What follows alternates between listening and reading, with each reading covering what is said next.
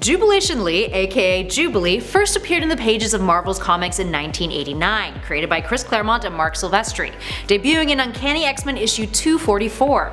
An orphan mutant from Beverly Hills who had become a mall rat, she would join up with the X-Men, becoming the youngest member of the team, and often acting as a sidekick of sorts to Wolverine. She's also a character that, if you don't know much about her, can be a little confusing on the superpower front.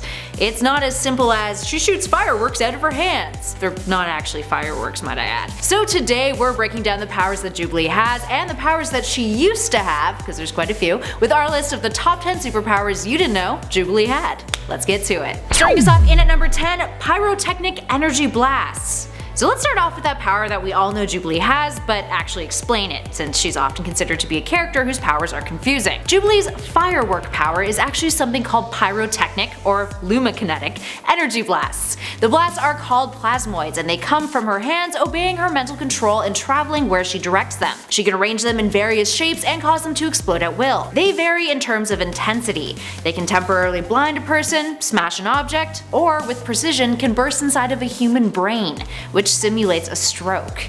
Yeah, that's actually pretty scary. And at number 9, she can absorb energy. Now this one actually riffs off of our last number.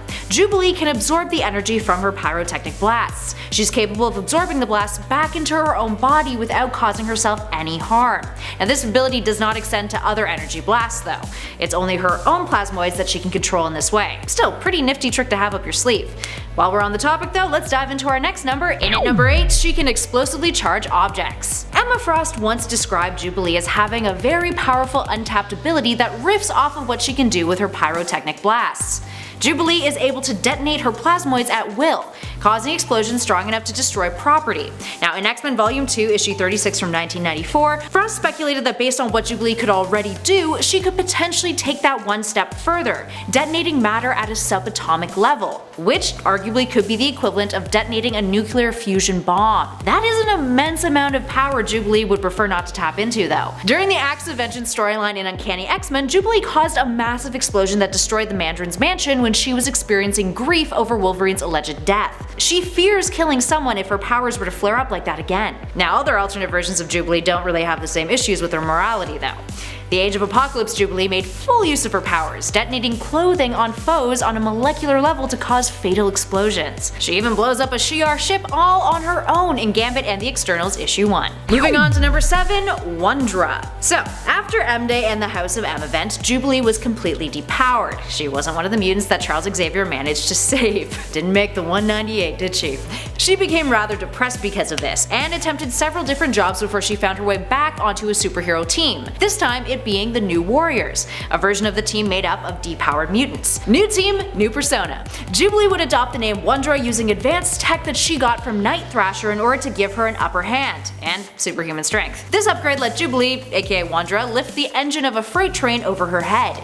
She also had tech that allowed her to fly via hover discs, letting her travel at 100 miles per hour and still breathe normally. Moving on to number 6, force fields.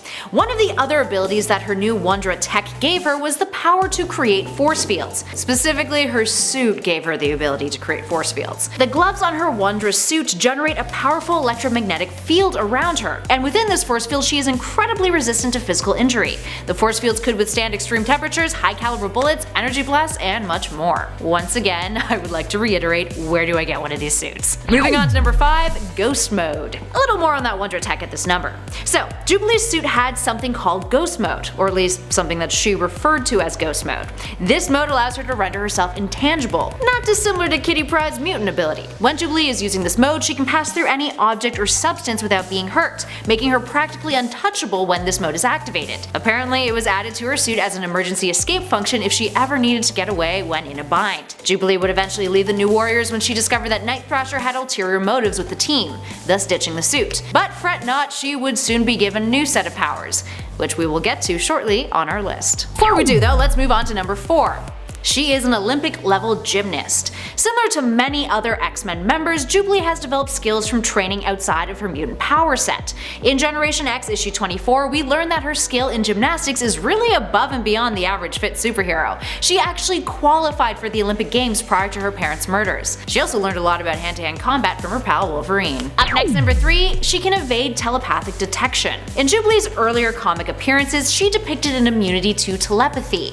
In Generation X issue 27 and 28 from 1997, Jubilee uses this ability to hide from mental probes of Sentinels and from telepathic scans. Unfortunately, this skill would be abandoned by creative teams later on. Now, this immunity is sometimes referred to as psionic shields, a natural defense of hers that renders her mind slippery and therefore somewhat invisible to telepathy users unless they know exactly what to look for. Let's move on to talking about those new powers of hers. In at number 2, she was a vampire.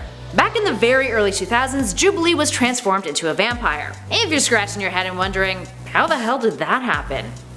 Well, yeah, it was thanks to a bit of a convoluted story arc in which Dracula's son, Zaris, turned her. And it was the result of her being depowered thanks to that House of M event. This meant that she had all of the abilities that vampires in the Marvel Universe generally have. We're talking superhuman strength, speed, an accelerated healing factor.